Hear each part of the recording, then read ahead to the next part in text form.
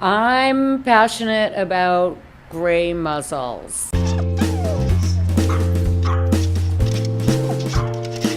I love old dogs. They have a soulfulness that comes with being around the block, especially the dogs that we come into contact with.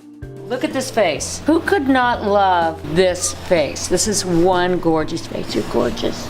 I think they really know that we're saving them. I think they know that we are their friend. I think they have so much love to give, and they're so willing to do that without reservation. I love when they do this. They wrap their little paws right around you. I love that. That's a big selling point for me. I always loved animals, and I decided that as hard as it was to go into an animal shelter, it was harder to walk by one and not help. I started volunteering at my local shelter. I started walking dogs. You sign up for 1 day a week, 3 hours, and you go through the training. And what happened was I kind of became addicted. I started going to the shelter every day.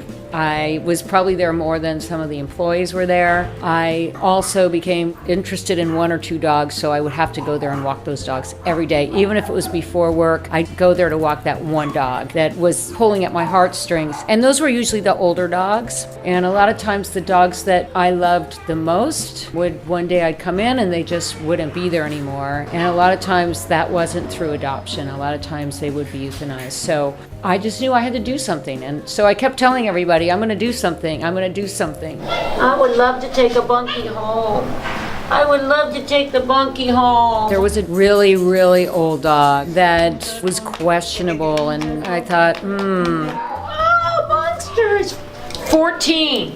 Look at him go. I brought her home. After like 3 or 4 weeks, she came up to me and she leaned into me. It was just this moment where this is it. This is what I'm meant to do. If Angel can be this courageous and be my friend after never trusting a human in her whole life, if she can trust me and trust people, anything's possible. Anything. I just started bringing dogs in. I was like, I'm going to do this, and I'm going to raise money, and I'm going to save as many lives as I can. It was an amazing, wonderful time for me. I just had never felt my heart so full. It was just, wow, I can say yes to this dog that was going to be killed, and I'm going to take this dog home, and I'm going to clean it up.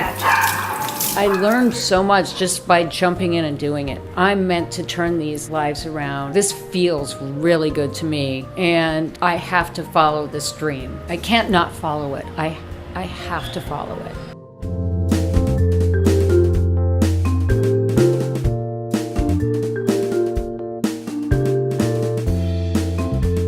We're one of the only cage-free animal rescue shelter facilities that don't have kennels. We keep our space more of a home-like environment for the dogs that come to Muttville, so that we keep them more socialized, more adoptable, and frankly for the older dogs, which are the dogs we get, it's a much kinder, gentler solution than a shelter where there's concrete floors and cages. We're incredibly lucky to be able to do so much work and so much good. In fact, in 2007, when I started Muttville, we rescued 27 dogs, and I thought, wow, that's so cool.